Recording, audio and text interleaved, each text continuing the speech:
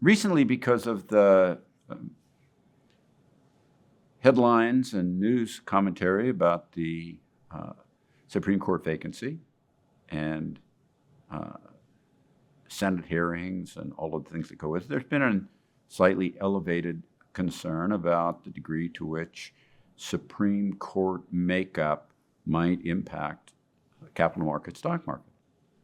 And I just want to say to you that there's a really important way to think about this.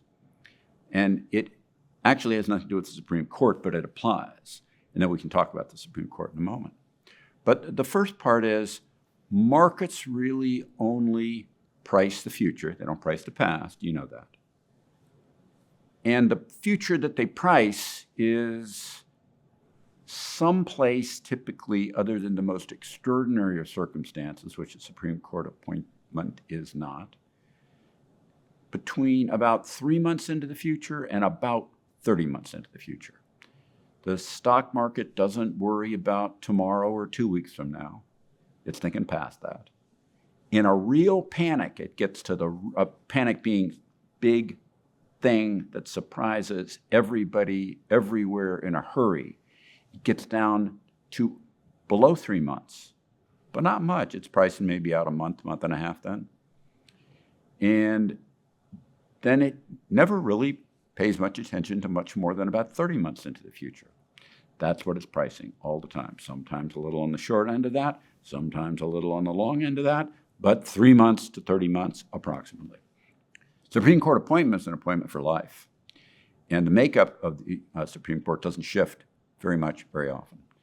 And the decisions of the court are decided typically and announced, the big ones, once a year. And some of them can have impact that moves markets over that period. But we'll talk about that momentarily. The long-term makeup of the Supreme Court, because they are life appointees, could have an impact. Just think about what happens if you put complete terrible people, whatever that means, forgetting about the way we normally think about it, which is people tend to think either to the political left or the political right, and they focus on what they think is good versus what they think is bad, and they can't see that the opposite might also be partly true part of the time or much of the time or even more of the time than they're right.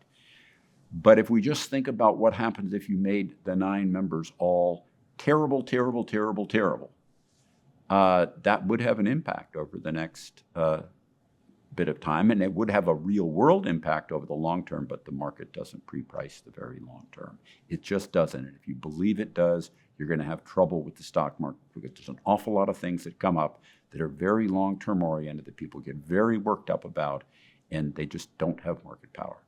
The market pre-prices that interim period. Now, additionally, let me just say, if you're on one side of the political spectrum, you don't like it right now that the court has a leaning to the other side. And if you're on that other side, you'd like it that it has a leaning toward that side. And I want to say to you that that's much less important than people think it is, because most of the decisions that the Supreme Court ever makes are not made on a close vote. Many of them, more than not, are unanimous. Many of them are delegated.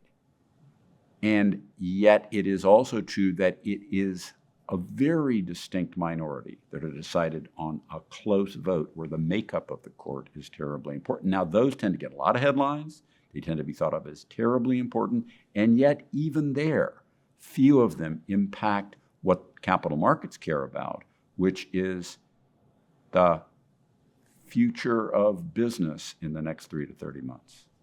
And so therefore, when you think about this, it may be terribly important to the future of the country. It may be terribly important to non-capital markets things. It may have more economic import than capital markets import, stock market import, but it doesn't have much stock market import at all, so I wouldn't get too worried about that. Thank you very much for listening to me. Subscribe to the Fisher Investment YouTube channel if you like what you've seen. Click the bell to be notified as soon as we publish new videos.